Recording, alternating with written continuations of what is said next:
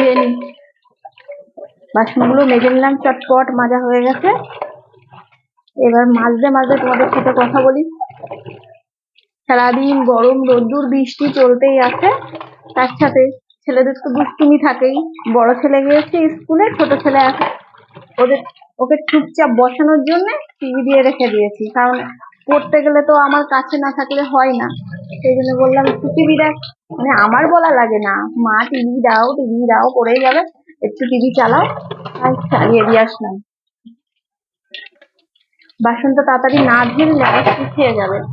একটা কাজ করতে হচ্ছে আর একটা কাজ করতে চলে যায়, অমনি ডাক করে, এই অবস্থায় শুয়ে আবার চলে যেতে হয়।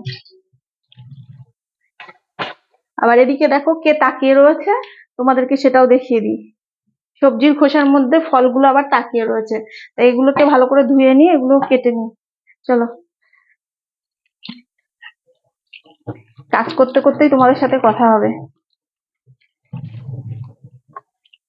ফল তো খেতে ভালো লাগে, কিন্তু লেবু খেতে একদম ভালো লাগে না।